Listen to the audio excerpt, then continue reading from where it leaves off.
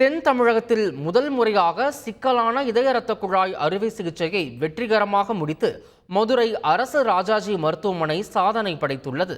மதுரை மாவட்டம் பேரையூர் மல்லபுரத்தைச் சேர்ந்த 63 வயது முதியவர் சேகருக்கு இருதய பாதிப்பு, மகாதமனி வீக்கம் உள்ளிட்ட பாதிப்பும் கண்டறியப்பட்டது.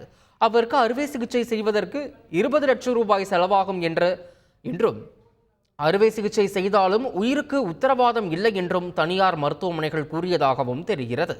இதையடுத்து மதுரை அரசு ராஜாஜி மருத்துவமனையில் அனுமதிக்கப்பட்ட சேகருக்கு இதய ஸ்டென்ட் சிகிச்சை, மகாதமனி வீக்கத்திற்கான அறுவை சிகிச்சை உள்ளிட்ட 3 அறுவை சிகிச்சைகளையும் மருத்துவ குழுவினர் 8 மணி நேரத்தில் வெற்றிகரமாக செய்து முடித்துள்ளனர். முன்பு மகாதமனி என்ற கூடிய இரத்த குழாயில் இரத்த கசிவு ஏற்பட்டு அது வெடிக்கும் தருவாயில் இருந்தது.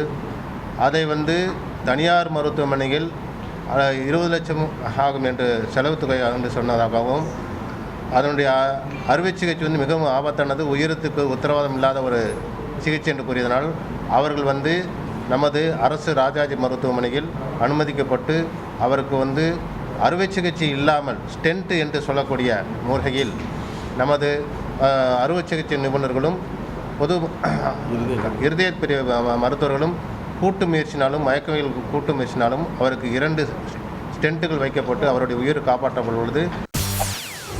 செய்திகளை உடனுக்குடன் தெரிந்து கொள்ள உடனே சப்ஸ்கிரைப் பண்ணுங்க.